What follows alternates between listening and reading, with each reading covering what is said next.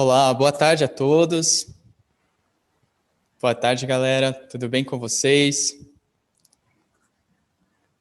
Meu Boa nome tarde, é Tom. Guilherme Gervásio e hoje eu estou aqui com o Luan Santana.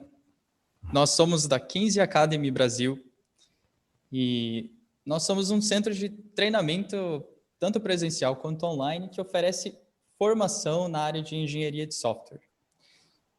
Nosso curso tem a duração de 1 ano e nós trabalhamos aí com as melhores tecnologias do mercado para formar desenvolvedores full stack. O Luan, ele é professor do módulo, ou melhor, professor não, instrutor do módulo de Python. Como é que você está, Luan? Tranquilo, e você, Guilherme? Tudo bem? Tudo jóia? Estou vendo Bacana. aqui. Então vamos ter essa conversa aí sobre Python, uma das linguagens de programação que ganha adeptos a cada dia, né? É verdade. Assim, eu sinto que a comunidade de Python está cada vez maior. E isso ficou evidente, principalmente na última pesquisa que teve do Stack Overflow. Todo ano, para quem não conhece, o Stack Overflow é um site onde programadores podem interagir uns com os outros, tirar dúvidas sobre programação, fazer sugestões, esse tipo de coisa. E eles fazem anualmente uma pesquisa sobre quais tecnologias estão sendo mais utilizadas no mercado, e isso cria um retrato assim bastante fiel daquilo que está sendo usado no mundo da tecnologia. Sim. E as linguagens que estão sendo utilizadas com maior frequência são JavaScript e Python. Exatamente. Se for olhar aí no report, né, do Stack Overflow, nas linguagens que as pessoas mais querem trabalhar com ela, nós temos, em primeiro lugar, o Python. Então, tem muitas pessoas querendo ir trabalhar com o Python por vários motivos, que acho que nós vamos percorrer por alguns motivos aqui, por alguns pontos bem interessantes da linguagem, alguns pontos sobre mercado e etc., né? Para tentar dar esse overview para a galera que está acompanhando aí.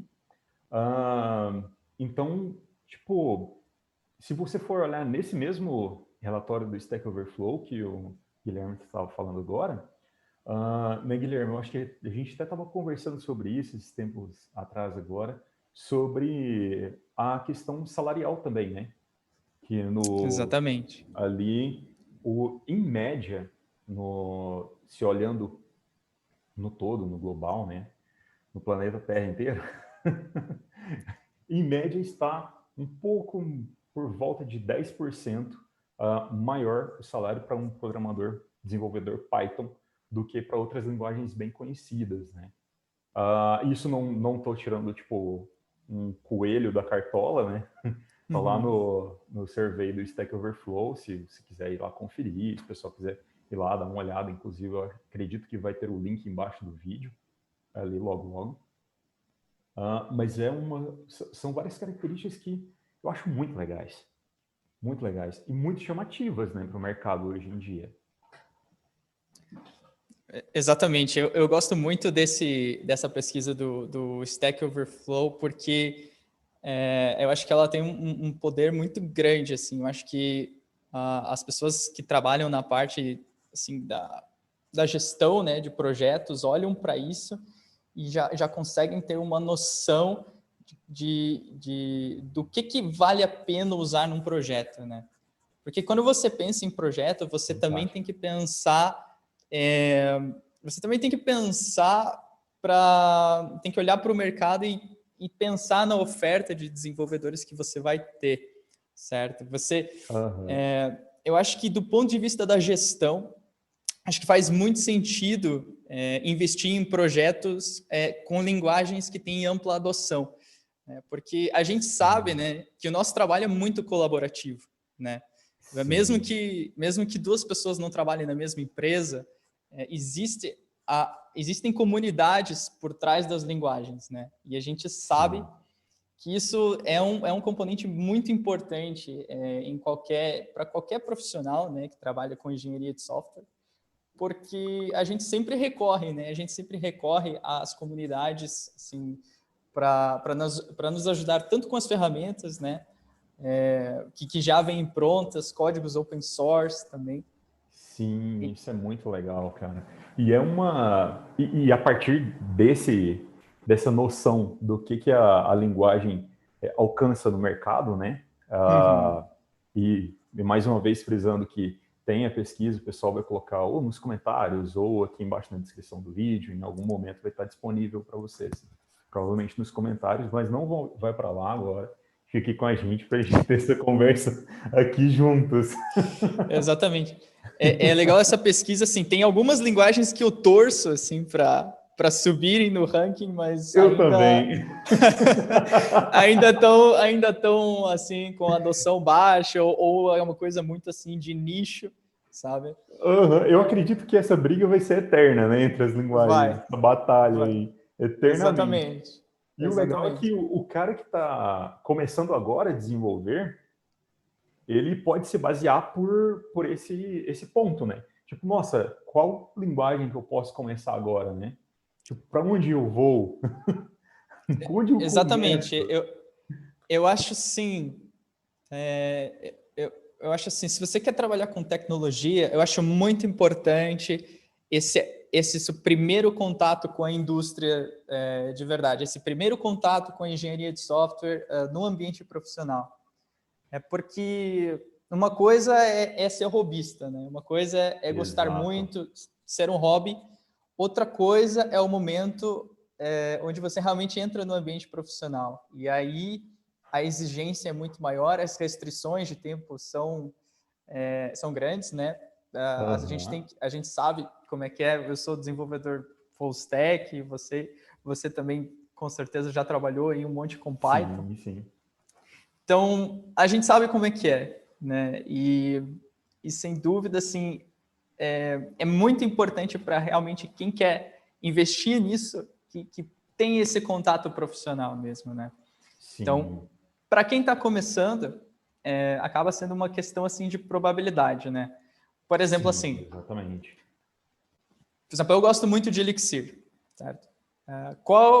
Se eu digitar lá procurar por vagas em Elixir em comparação com as vagas por Python, cara, as vagas por Python, Por Python sim, tem um número bem maior. Isso é exatamente, fato exatamente. irrefutável ali, né? São linguagens que tem os hypes, né, de linguagem. Uma coisa que eu gosto Sim. no Python é que ela veio, inclusive tem uma outra fonte que depois eu vou deixar aí, que no decorrer dos anos, a utilização dela veio um gráfico bem baixo aqui, assim, e tal. E aí, de repente, ele começou a subir, ficou uma briga eterna em 2019, ali com o JavaScript, que continua, né? Enfim. E aí ela atingiu, tipo, pá, subiu para uma das linguagens mais pesquisadas, mais procuradas ali no Stack Overflow, etc. Então, é uma linguagem que, sendo a pessoa olhando, falando, eu posso começar por essa linguagem? Cara, eu, se eu estivesse começando hoje, eu começaria em Python por vários motivos, assim. Colocando aí um deles é que é uma linguagem de fácil compreensão. Ainda mais se você entender um pouquinho de inglês, meia dúzia de palavras. Se você souber o que é if, and, while, cara, é basicamente isso. Não tem muita complexidade, né, no código, na escrita, né? Uma escrita bem limpinha ali, bem agradável de se ler. E para começar, se hoje eu fosse começar a programar novamente, resetasse tudo, falasse agora escolha alguma das suas ferramentas para você levar nessa jornada, eu iria pegar o Python e colocar na minha no meu alforge ali para poder prosseguir. Se você tivesse que levar uma linguagem de programação para uma ilha deserta, qual você levaria? Python, né? Daria para Exato. automatizar algumas coisas bem Algumas legais. coisas daria, exatamente. Eu acredito que sim, viu? Eu acredito nisso. Então, o meu contato com Python já foi bastante diferente. Já conhecia várias outras linguagens antes de começar com Python. E assim,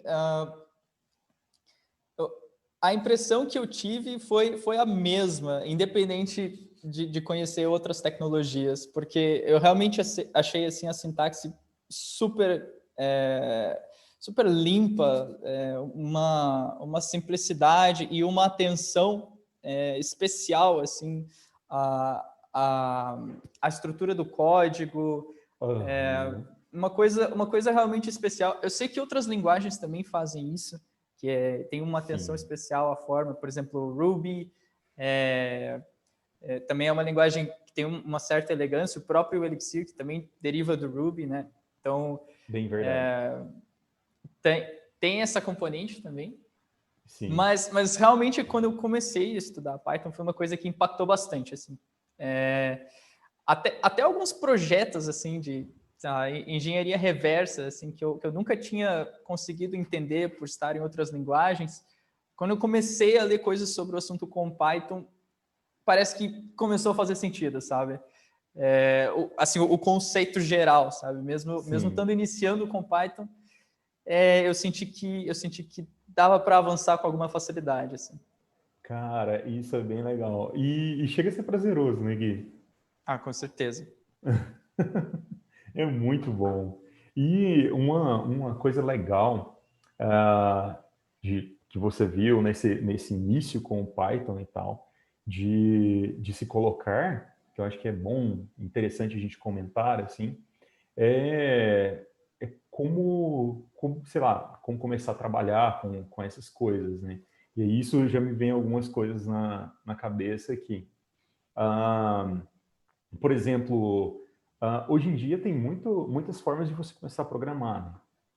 Ali você pode pegar um livro ou algum vídeo e aprender a linguagem e falar, beleza, agora eu sei programar. Uma coisa que eu vejo bastante acontecer é que o pessoal às vezes fica com dificuldades em solucionar alguns problemas que são básicos, né? Não tão básicos, mas com um certo nível de dificuldade lógico. E uma coisa que eu achei bem interessante, inclusive aproveitando fazer um jabá aqui da Kenzie Academy, né, como somos daqui, que foi Exatamente. dividido em uma forma muito interessante, porque o aluno Kenzie, né, ele não vai ter ali um módulo específico só para ver a lógica de programação e fazer fluxogramas, e olha, tá vendo esse if else aqui? Hoje nós vamos estudar só isso. E sem ver nada acontecer. O interessante é que, tipo, você começa ali com HTML tomando uma intimidade, depois passa por um JavaScript simples, depois você chega a fazer uma tela, um front-end inteiro, todo reativo, e você chega num ponto onde quando você começa com Python, você já aprendeu, sem ter aquela aula super direcionada, você já aprendeu lógica. Então você tem a linguagem como uma ferramenta, porém você já também tem esse conhecimento de lógica, que é muito importante no mercado de trabalho. Eu cheguei a fazer algumas entrevistas, né, como líder técnico e, enfim, fazendo algumas consultorias também. E uma coisa que eu via em alguns casos era isso, tipo, a pessoa sabia bem a linguagem, mas quando você colocava um problema para ela, ela não conseguia interpretar aquele problema e criar uma solução para aquilo. Esse é um ponto importante, sabe? Que eu vejo para a pessoa poder começar no mercado de trabalho, para poder falar, beleza, agora eu cheguei aqui nesse ponto e estou pronto ali. Exatamente. Uma coisa assim que a gente insiste bastante com os nossos alunos é o seguinte, saber muito bem os fundamentos para que você seja um profissional muito criterioso. Isso para nós é importantíssimo. De nada adianta o aluno ou o desenvolvedor conseguir fazer coisas aparecerem na tela ou conseguir, enfim, executar alguma tarefa se os conceitos que estão por trás daqueles mecanismos não estão bem sólidos. Eu acho que a gente toma um cuidado muito, muito grande com isso aqui na Kenzie Academy, porque a gente realmente quer dar o diferencial para os alunos, para as pessoas que querem a nossa formação, né? Então assim, realmente existe muito esse desafio na programação, porque as coisas têm uma complexidade, uma profundidade muito grande. Mas o que eu gosto também é que, apesar de o nosso curso ser de 1 ano, a gente aborda isso de maneira transparente. E quando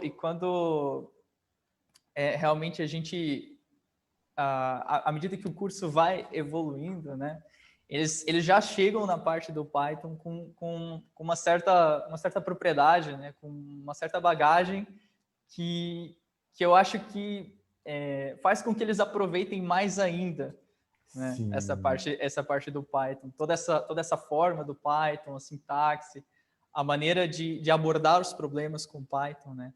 Então, eu acho que eles acabam tendo um aproveitamento super bacana também. Nossa, Dessa parte. É excelente. Você que está bem perto ali dos alunos, tem contato com ele diretamente, sim. Inclusive, te fazer uma pergunta aí.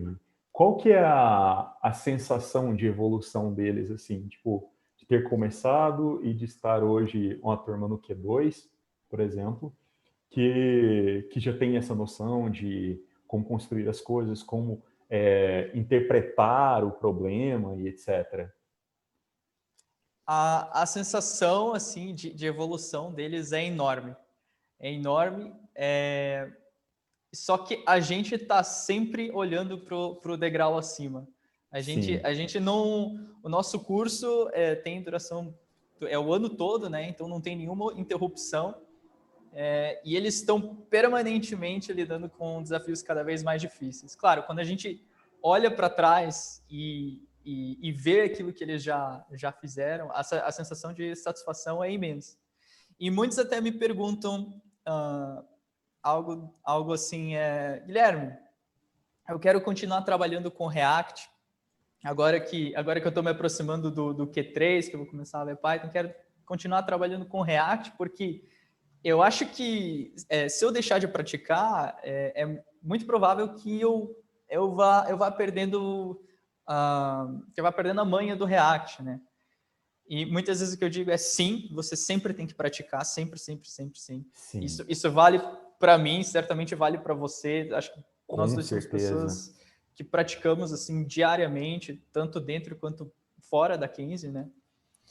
Mas o que eu digo é assim, você, à medida que você for estudando Python e for estudando outras linguagens, você também vai incorporar outros elementos que são mais essenciais e mais fundamentais do desenvolvimento de sistemas, certo?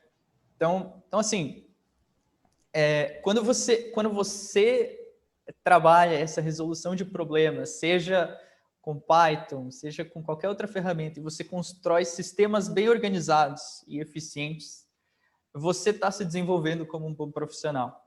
Então, pode ser até que o módulo de Python te dê uma visão diferente daquilo que você já aprendeu no JavaScript. Certo? E eu acho que isso traz muita riqueza. Isso, para mim, é o diferencial. Sabe? E acho que é justamente isso que a gente trabalha aqui, né? Exatamente, cara. Isso é muito legal. Cara, eu sou puxa-saco, né? Como se diz vulgarmente, puxa-saco de Python, assim.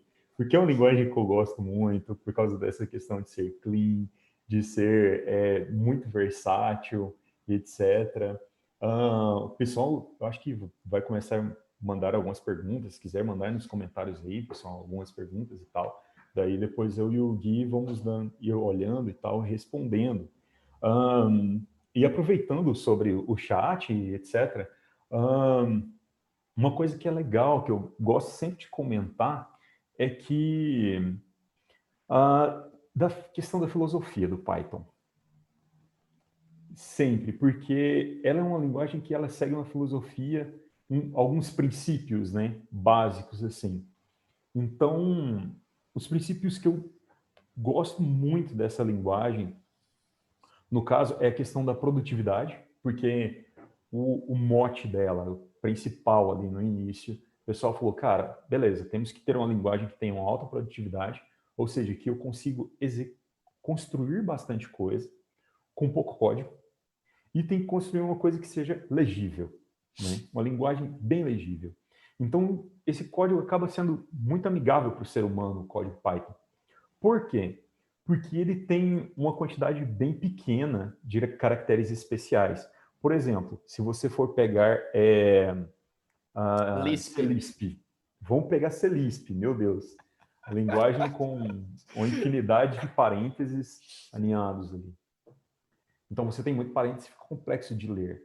Se você pega, por exemplo, vamos pegar o PHP.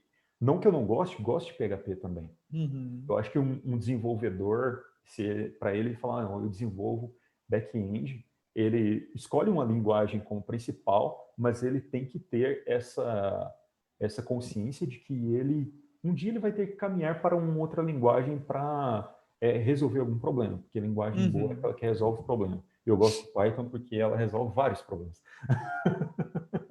Então, Principalmente esse problema da leitura do código. exatamente.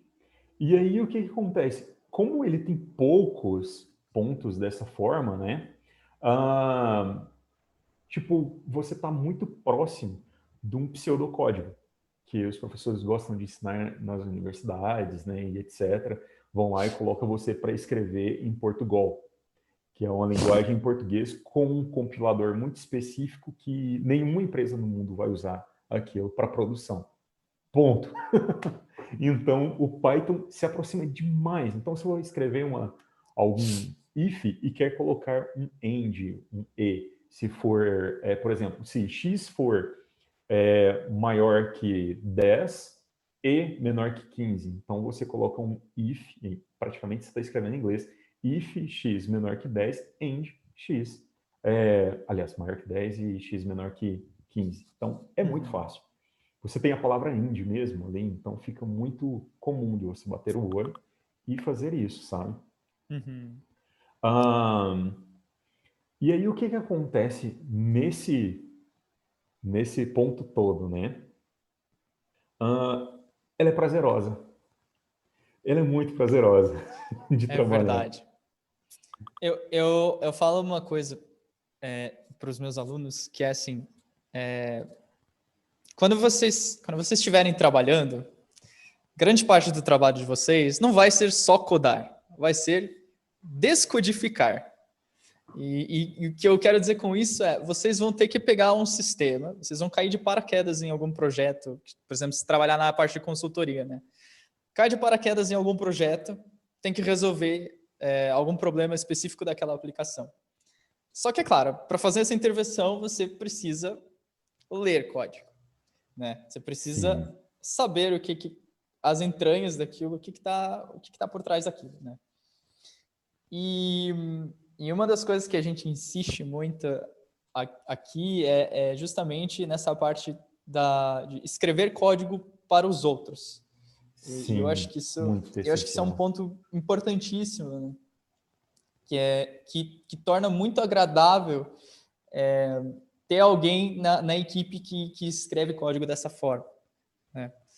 Sim. E, O código autodocumentado, né? exato, Você exatamente. olhou o nome da variável, você sabe o que ela está guardando. Você olha para o nome da função, você sabe exatamente o que ela está fazendo, não precisa nem... Às vezes, você só chega naquele ponto ali e não precisa de você ler mais o restante, porque a modificação que você precisa fazer está nesse nível. Só que de uma forma explícita, né? E aí, tipo, temos o Zen do Python, que é uma poesia para desenvolvedores, colocando que explícito é melhor que implícito, né? Então, você tenha as coisas explícitas ali, é uma forma de você codificar que fique bom para ler e para ter essa interação ali com o código em si, né? Com o programa, né? E vamos falar do sistema. Você entende o sistema de forma mais fácil se você segue essas filosofias do Python, etc., de Uhum. inclusão e tudo mais. Exatamente. Mudando um pouco aqui para a parte técnica, tem muita Aham. gente que se interessa por Python para trabalhar com ciência de dados, machine learning. Hoje em dia, Python também está dominando em outros campos, também está dominando no campo da web, com Django. Isso. E é claro, cada vez mais as áreas estão começando a se entrelaçar, né? Aham. Muitas aplicações web hoje têm uma quantidade de dados gigantesca, né? Dizem que dados é o novo petróleo, né? Então, hoje em dia dizem que se você consegue gerar boas informações a partir dessa quantidade de dados, você tem sempre uma vantagem competitiva em relação ao resto do mercado. Sim, isso é Então, fato. tem uma pergunta aqui Hum. que diz por que Python é tão usado nesse contexto. Ah, legal, muito bom, porque aí nós vamos passear um pouco pela história, rapidamente, na verdade, sobre a história do Python, né? E ele foi criado lá atrás as intenções dele eram essas que eu citei, né? Ser fácil, etc., para se ensinar desenvolvimento de software. E o acesso à informação, hoje nós temos um acesso muito vasto à informação, né? Muito grande.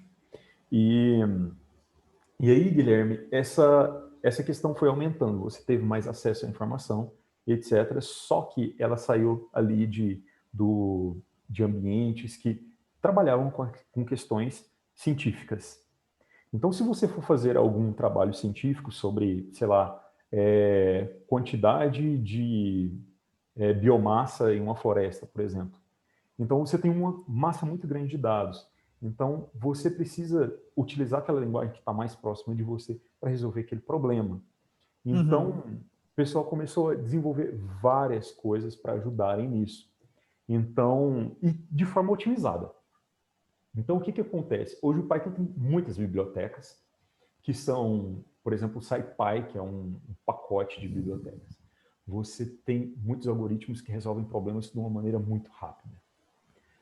Por exemplo, iterações de lista. Se você for ali fazer uma iteração com uma lista de 1 milhão de posições, num for, você vai demorar X tempo. Se você utilizar uma biblioteca como a NumPy, você vai gastar, sei lá, 4% do tempo que você gastaria ali naquele loop. Por quê? Porque existem muitas otimizações.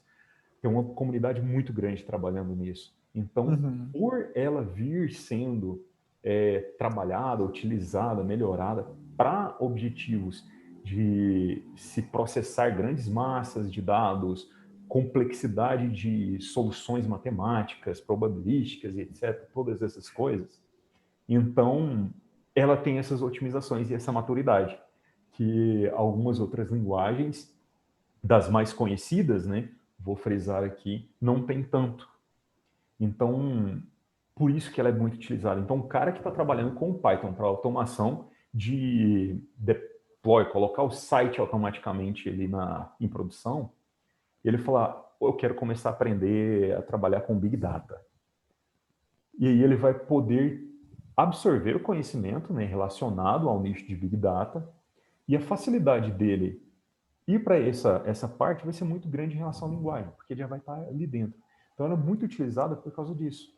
Ela é uma linguagem fácil de aprender, ela é uma linguagem que segue essa filosofia de resolver muita coisa com pouco código. Então, para você fazer, uhum. sei lá, uma rede neural, por exemplo, a rede neural em si, você vai gastar 2 linhas e você já vai ter uma rede neural pronta, trabalhando ali. Então, de uma forma muito rápida. Exatamente. Acho que a disponibilidade dessas ferramentas que a própria comunidade tem evoluído simplifica muito a resolução assim, de problemas complexos. E, infelizmente, a gente realmente pode contar aí com uma comunidade bastante efervescente, com vários tipos de módulo assim, para todo tipo de problema. E eu acho muito interessante essa trajetória que vem assim do mundo científico. Eu já tive vários problemas assim trabalhando com Fortran, MATLAB, C++ para resolver assim simulações de fluidos, simulações termodinâmicas que a gente tem que aplicar modelos matemáticos bastante complexos. E assim, quando o seu problema já é bastante complexo, tudo que você quer é uma ferramenta um pouquinho simples para você conseguir passo a passo e realmente, realmente colocar as coisas em prática. Eu acho que é muito interessante essa maneira como o Python se destaca no universo científico, mas que depois, né, ou seja, esse, digamos assim, o processo de maturação, né, levou uma ferramenta que tem uma capacidade de ser utilizada em vários outros contextos, né, em Sim, o vários outros web, por ambientes. exemplo. Exatamente. Por exemplo, já aproveitando o gancho, essa versatilidade que eu falo, igual a pergunta foi sobre quantidade de dados, etc., provavelmente relacionado à inteligência artificial, né? Mas só que ela resolve outros problemas, por exemplo, o web. Então, você está trabalhando com a mesma linguagem. E aí você está servindo um site completo, com acesso a banco de dados e tudo, utilizando essa linguagem, que você pode integrar outras coisas. Por exemplo, no mesmo site que, sei lá, fosse um e-commerce, por exemplo, com filtragens, etc., sei lá, ranking de produtos e tudo mais. Você consegue fazer com a mesma linguagem, sem sair desse escopo, desse mesmo mundo. Exato. Sem perder essa elegância, sem perder essa... Acho que vale citar dois frameworks muito bons de Python aqui, o Django, né? Que é uma bazuca. Realmente é uma bazuca. Mas se você precisa matar moscas ou matar formiguinhas ou um formigueiro inteiro e querer ser também bem específico, assim, fazendo só uma alegoria aqui, tem o Flask também, que é um framework web completíssimo, com camada de segurança, com serviço e vários outros pontos. Porém, você consegue, sei lá, vamos colocar o exemplo mais minimalista de todos. Você, com um arquivo, você tem um site em produção com um endpoint ali, com uma rota respondendo, como um API, por exemplo, em um arquivo. Obviamente não é o ideal, né? Mas você consegue isso com esse framework. Então, por isso que eu gosto bastante, até quando a pessoa está começando, por exemplo, pegar o Flask, que é o que nós fazemos aqui na Kenzie, e começar a construir essa ideia da arquitetura do software, tudo mais, conforme vai surgindo as necessidades, eu acho muito interessante. Acho muito interessante. Ele dá essa flexibilidade. Né? Sem dúvida, Luan. Eu acho muito interessante a disponibilidade dessas duas ferramentas. Porque normalmente, quando você trabalha com uma linguagem no back-end, a sua única opção é o tanque de guerra. Mesmo que você queira fazer alguma coisa que tenha um escopo menor, que tenha que tenha um objetivo bem específico, sabe? Você tem que aprender a usar o tanque de guerra e tem que fazer com que ele simplesmente execute uma tarefa simples, certo? Então, por exemplo, se você for trabalhar com Ruby, ok, você tem o Rails. Se você for trabalhar com Elixir, você pode usar o Phoenix. É claro, essas ferramentas, elas são muito robustas, elas permitem escalar aplicações para dezenas de milhares de usuários. Mas eu gosto muito dessa noção dentro da comunidade Python. Exato. Não, ok, você precisa de uma coisinha mais focada, beleza. Você consegue fazer isso com o Flask. E eu acho muito interessante essa separação entre Django e Flask, ou seja, o Django não foi uma coisa que foi feita para ser acoplada em cima do Flask e turbinar o Flask, sabe? Poderia ter sido essa opção, certo? Mas não foi. E eu acho que isso também mostra muito das próprias... da própria mentalidade pythônica, digamos assim. O estilo pythônico de ser um Exato. engenheiro de software. Exato. Que é sempre utilizando a maneira mais simples de resolver um problema. Mais então, humanizada, né? Exato, mais humanizada. Acho que essa é, sem dúvida, a palavra certa. E um outro ponto que eu gosto de colocar também são as automações, né? Que você consegue automatizar muita coisa. Tem um novo facilitador do Q3 também, o Vinícius, inclusive nós estávamos conversando hoje, né? E hoje pela manhã eu estava mostrando para ele alguns processos que nós tivemos que fazer aqui dentro da Kenzie, porque o material, ele é em inglês, né? Muitas coisas são em inglês na área de software. E o que nós nos propomos? Vamos pegar esse material e trazer ele para português, porque nós brasileiros falamos português PT-BR, né? Uhum. E esse processo de extração foi automatizado, né? O Gui mesmo, né, participou bastante desse processo aí, escreveu suas linhas de Python lá, e nós conseguimos automatizar a questão de extração de conteúdos, de construção, separação, por exemplo, de links de referências externas de material. Nós conseguimos separar, categorizar isso tudo e construir tabelas para nós controlarmos o que já foi traduzido, o que não foi traduzido, links que já foram feito uma curadoria ou não, e de forma automatizada. Inclusive, hoje estava conversando com o pessoal e passando o report do resultado, né? Então, na extração, aí vai levar o tempo da web, estima-se aí uns 2 segundos por página, sendo, sei lá, algumas páginas, umas dezenas aí. Porém, nessa parte de automação da extração do conteúdo, criação de tabela, tudo isso que eu disse, tipo, 5 segundos. Dependendo da Exatamente. máquina. 5 segundos, você Exatamente. fez um trabalho gigantesco que, se fosse feito manualmente, demoraria umas 3 semanas, né? Eu acho. Uhum. Mais ou menos isso. É verdade. Isso eu realmente posso falar, assim, por não ter muita experiência com Python.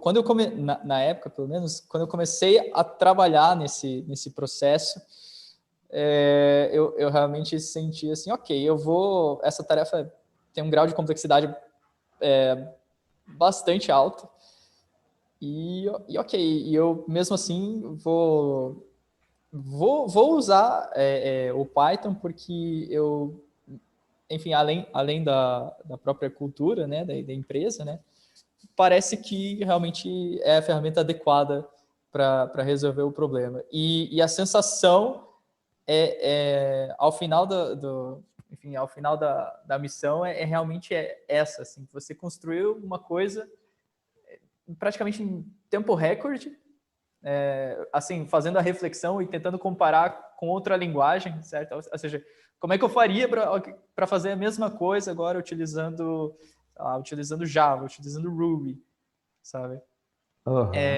Então dá muito aquela sensação de, nossa, tá feito. Sabe? Funcionou? Exato, funcionou, caramba! E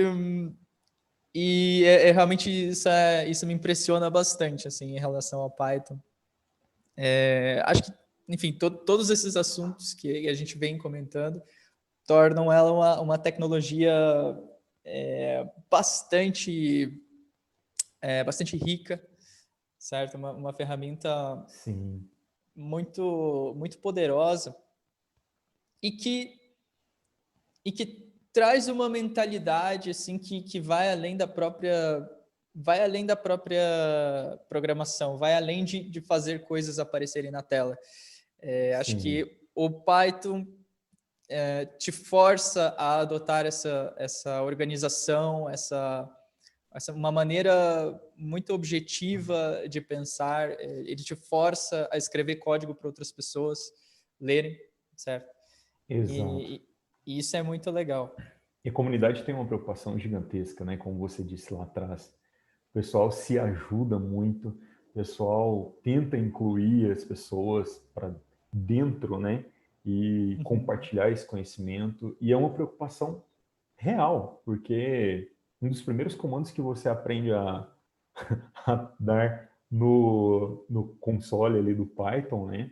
Na interatividade dele ali, é import this, que é importe isso. E ela já Uhum. te imprime usando Python ali, que é poesia que começa lindamente a te explicar e te dar rumos interessantes. Então, a comunidade tem muito isso. Impresso, né? Tipo, essa questão de, não, beleza, eu vou escrever código não só para entender, mas para o meu colega que trabalha junto comigo, se ele tiver que dar manutenção amanhã, porque nós somos seres humanos, não somos máquina, não somos máquinas, Uhum. ainda bem, porque senão já teríamos sido automatizados por algum computador. Ah, então, nós corremos risco de, por exemplo, adoecer ou, sei lá, acontecer alguma coisa trágica que nós não pudéssemos estar presentes ali naquele momento onde aquele problema apareceu.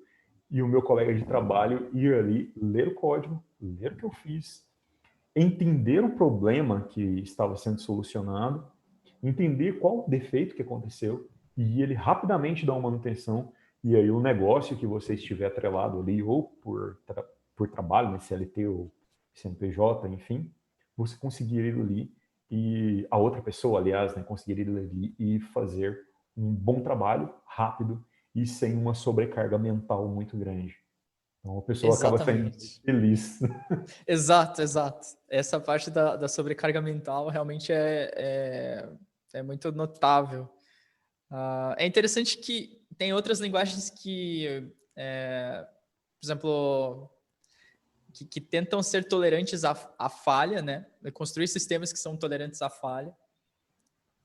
Mas Aham. a maneira como o Python ataca esse problema é totalmente fora da caixa, né? Que Sim, é é, uma ok, junção, né?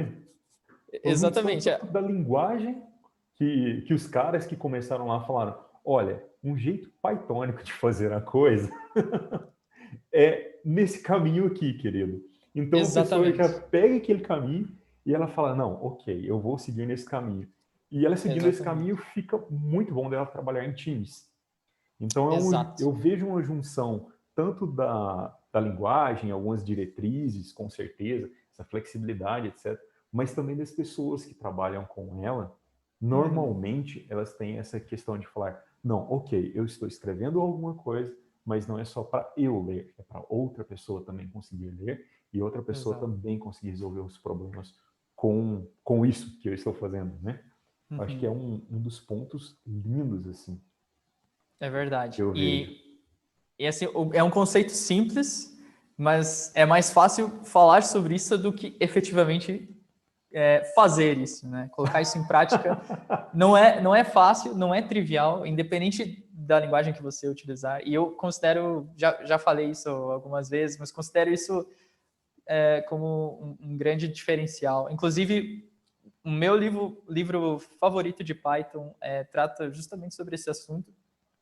O nome do Qual livro é ele? em inglês é Effective Python, 90 Ways to Write Better Code.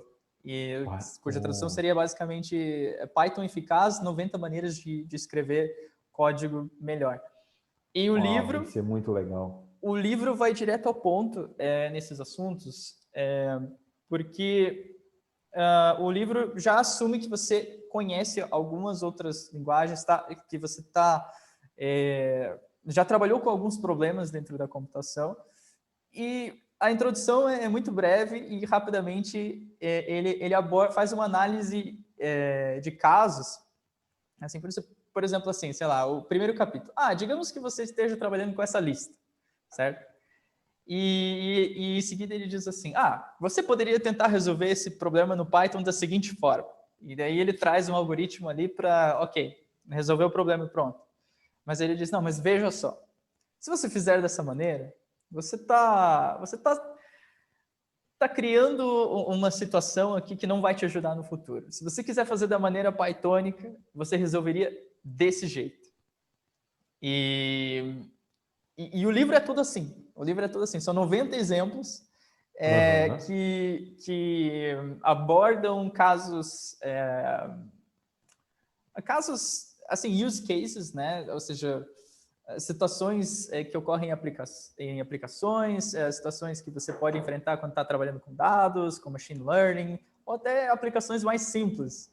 É legal que muitos problemas assim que aparecem nos livros são simples. Por exemplo, mexer numa string, né? Para quem não sabe, uma string é como se fosse um pedaço de texto dentro do ambiente ali da programação. Por exemplo, às vezes você quer formatar alguma coisa num pedaço de texto. Então, e para tudo existe um certo protocolo que garante que você vai fazer isso de uma maneira bacana, que vai te ajudar e ajudar outras pessoas, certo? Exatamente. É muito legal. Então, eu acho isso realmente muito Tem mais bacana. algumas perguntas por aí, Guilherme, eu acho. Nós temos uns 5 minutos aí ainda com o pessoal. Tem uma... Vamos ver aqui. Tem uma pergunta aqui. A melhor forma para quem está começando seria escolher uma linguagem e focar nela? Uau! Boa pergunta. Ou seja, se você investe todo o seu tempo ali num único ponto, ou se você tenta ser um pouco mais geral, né? Eu acredito que eu posso responder, nós, inclusive, né? Podemos responder isso com uma outra pergunta. Mudar de linguagem durante o processo de aprendizado é vantajoso? No aprendizado de construir software? Olha, isso depende. Porque se você olha, eu quero começar com o Python, escolhi ela como a minha linguagem principal, porque eu sou dessa opinião, você tem que ter uma linguagem que você sabe, tipo, como que ela funciona até por trás dos bastidores. Então, se você escolheu ela, você vai aprendendo até você absorver toda essa questão de lógica de programação, toda essa questão de arquitetura, de como funciona, como que eu analiso. Fazer dessa forma performa melhor e mais rápido do que dessa outra forma, ou vice-versa. Acho que até você sentir essa segurança, é bom você ter uma linguagem sua queridinha ali, sabe? E compor um portfólio, né, também, e etc. Tem vários projetos e use cases que você pode achar no GitHub e fazer alguma coisa em cima daquela ideia. Então, é interessante você ter a sua linguagem principal, mas não só uma na sua caixa, né? Inclusive, na chamada eu falei, se já programa e quer mais uma linguagem, nós iremos falar sobre Python, né? Então, por exemplo, o pessoal aprende ali o HTML, que é uma linguagem de marcação de texto, e depois passa pelo JavaScript, que é a linguagem de programação mesmo, né? E aí, ali no JavaScript, eles aprendem um pouco de lógica, porém, eles estão aprendendo a trabalhar com front-end. E aí, depois eles chegam lá no back-end, começam a trabalhar com o Python também. E aí, juntam as duas coisas e você tem um desenvolvedor full stack, no final das contas. E aí, é da própria pessoa pegar e falar, ok, eu sou full stack, mas qual que é a minha maior maestria? No back-end ou front-end? Eu posso falar por mim que eu sou um full stack, porém, minha maior maestria está com o back-end, porque escolhas de linguagem, escolhas do ambiente de do software que eu gosto de trabalhar, etc. Gosto de ver essas partes de informação. Então, eu acho que não é uma pergunta que dá para responder assim, pá, de pronto, mas fica alguns questionamentos para se pensar, sabe? Quando vai ser vantajoso e como isso vai ser vantajoso, dependendo do caminho que eu decido seguir. É verdade. Eu também sou um desenvolvedor full stack, porém gosto muito, muito mesmo da parte de front-end, tá? Só dando um passo atrás aqui rapidamente para quem está assistindo a gente aí pela primeira vez, desenvolvimento front-end é tudo aquilo que trata do desenvolvimento de aplicações para construção de interfaces, ou seja, tudo que você vê, por exemplo, na tela de um site, na tela de um aplicativo, pode ser, de certa forma, considerado como desenvolvimento front-end. O desenvolvimento do back-end é o desenvolvimento, refere-se muitas vezes ao desenvolvimento de aplicações que rodam em servidores, certo? Que estão muitas vezes conectadas a bancos de dados e que trazem suporte a essas outras aplicações que mostram as interfaces, ou seja, quando você clica lá no botão de adicionar um comentário ou botar uma foto numa rede social, aquela foto ela é enviada via conectividade, internet, até esse servidor, certo? Lá você vai ter uma aplicação que faz a gestão desses dados. Então, só para dar essa noção para quem está começando. Mas eu realmente gosto muito de front-end, assim, sou realmente apaixonado por interfaces, assim, gosto muito da parte da interação humana com a tecnologia. E aí eu acabo caindo justamente ali na interface, naquele primeiro contato, né?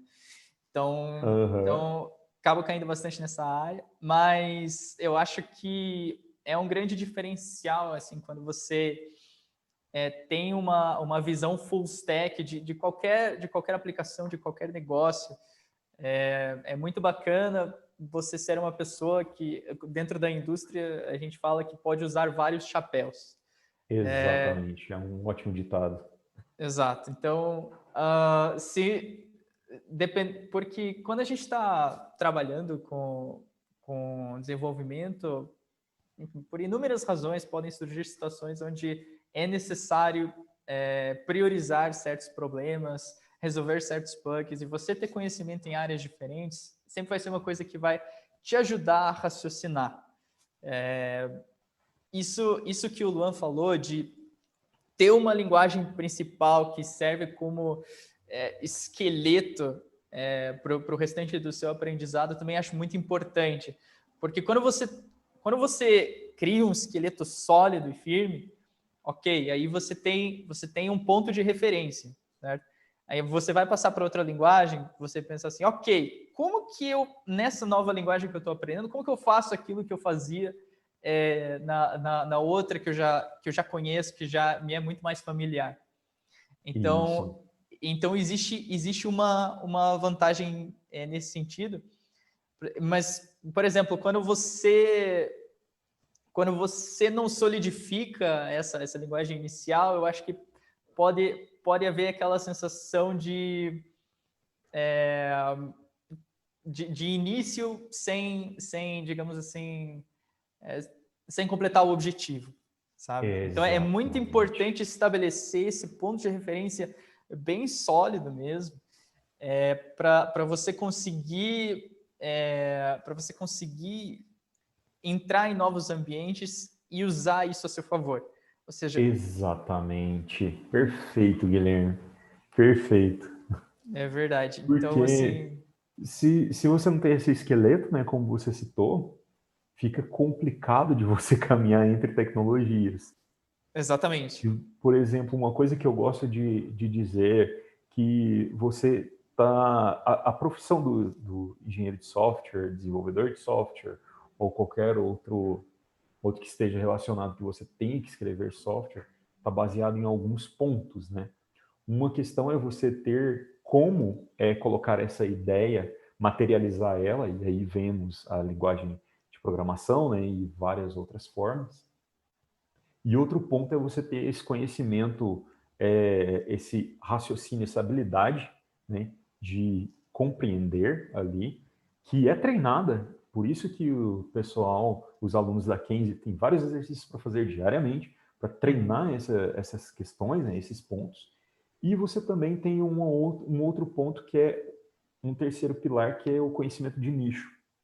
Por exemplo, se você quer trabalhar com a web, você tem que entender como que funciona a internet, né? Por que aquela página aparece ali no meu browser? Ela vem de onde, né? Onde habita esse ser que veio para o meu computador? Exatamente. E aí, tipo, esse é o conhecimento do nicho, né? Tipo, o nicho de web. Se você quer fazer aplicativos, eu acho que muita da galera que tem, tipo, de jovem, eu acho que de 12 anos até, sei lá, até jovens de 50 anos, eles têm essa questão de querer fazer um aplicativo, por exemplo, né? Uhum. Então, certo, mas como que habita um aplicativo dentro de um dispositivo móvel, né? Dentro de um celular? Exatamente, exatamente. E de onde vêm os dados disso? Então, eu tenho que ter esse conhecimento desse ambiente, desse escopo, desse nicho. Eu Uhum. achei que esses três pilares são muito importantes. É verdade. É verdade. E eu acho que o bacana é que aqui na Kenzie a gente trabalha muito bem esses três pilares e a gente faz tudo isso através do desenvolvimento de aplicações que eles mesmos podem utilizar para construir o portfólio deles. Então, Isso. é muito, muito interessante isso, porque assim, na indústria, o que a gente quer ver hoje em dia são justamente esses portfólios. A gente quer exemplos de aplicações que o candidato fez. A gente quer poder olhar código e realmente enxergar se aquilo é legível, né? Se aquilo está bem organizado, se existem testes automatizados, Isso. se existem coisas que a gente consegue olhar e a gente para um candidato a gente consegue pensar, ok, eu acho que vai ser um bom fit aqui na equipe ter essa pessoa aqui dentro, sabe? A partir desses, isso são coisas que sinalizam que o trabalho em equipe vai fluir da maneira correta. Isso. Ah, o pessoal disse que tem, nossa, algumas perguntas aqui Opa, para então nós vamos dar uma aqui. olhada. Acho que eles estão mandando aqui no chat ali. Estou começando com Python agora. Tem um mínimo que eu preciso saber para conseguir o primeiro estágio. Me assusta a quantidade de requisitos que as empresas pedem até para um estágio. Obrigado. Eu acho que dá para a gente falar sobre isso sem mesmo focar no próprio Python, né? Eu também acho que sim. Porque, bom, Vai lá, a, Guilherme, o que você acha? eu acho o seguinte: os requisitos que aparecem nessas vagas que são colocadas online, eles representam o mundo ideal, ou seja, aquilo que eles Exatamente. esperam assim que realmente assim seria a pessoa mais ideal para aquela posição. Mas não significa que você não possa ir lá e tentar. Assim, eu particularmente acredito que quando o candidato mostra esses valores que a gente vem discutindo aqui, que a gente trabalha na Kenzie, ou seja, código que mostra que a pessoa sabe trabalhar em equipe, códigos bem organizados. Mesmo se a pessoa também, além disso, também um domínio assim bastante criterioso de um determinado assunto, ou seja, se eu conseguir enxergar esse esqueleto, sabe? Aham. Mesmo que a pessoa não tenha trabalhado com uma determinada linguagem, eu provavelmente arriscaria contratar esse profissional do que fazer uma contratação onde a pessoa preenche, enfim, todos os requisitos, né? Mas que não sinaliza de uma maneira bacana esses valores, certo? Por exemplo, Sim. de nada, que nem a gente vem falando aqui, de nada adianta trabalhar com Python se você, enfim, se você não adota essa filosofia, de nada adianta trabalhar com outras linguagens se você também escreve só para você e quando você abre o código só você entende o que está acontecendo. Exatamente. Inclusive, tem uma comunidade no Reddit que se chama Programming Horror. A Programming Horror é muito interessante, assim, porque às vezes você tá lendo ali, você vê... É uma espécie de piada interna para quem conhece sobre o assunto de programação. Ou seja, aquilo é para ser uma situação de humor, porque, ou seja, mostram lá um pedacinho de código e a ideia é que você dê risada e ache aquilo engraçado, porque você sabe que aquilo vai ser um problema em qualquer aplicação, que aquilo assim, vai ser um problema para qualquer pessoa dar manutenção ou coisas assim. Então, Sim. essa é a ideia do programming horror. Então, de novo, se você consegue sinalizar habilidades que mostram que você vai ter um bom fit dentro de uma equipe, eu acho que você deve tentar, mesmo que você não preencha todos os requisitos. Sim, exatamente. É uma coisa que eu gosto de observar bastante. Então, só o Python não é suficiente, porém tem outras habilidades muito necessárias para um desenvolvedor de software. Por exemplo, habilidade de resolver problemas, em se relacionar com outras pessoas. Essa é essencial.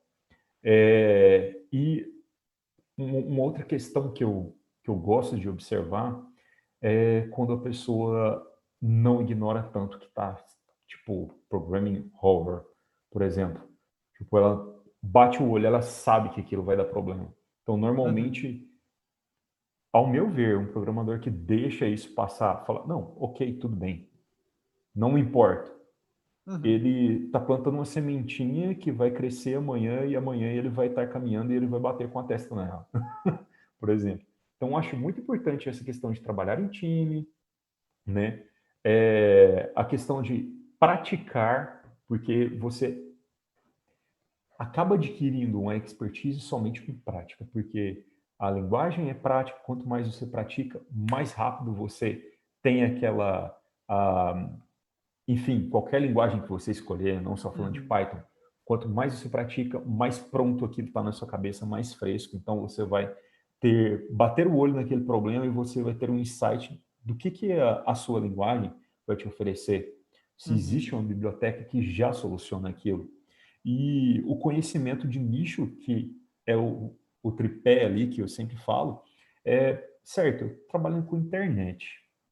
Então, ok, eu tenho esse erro aqui. O que ele significa?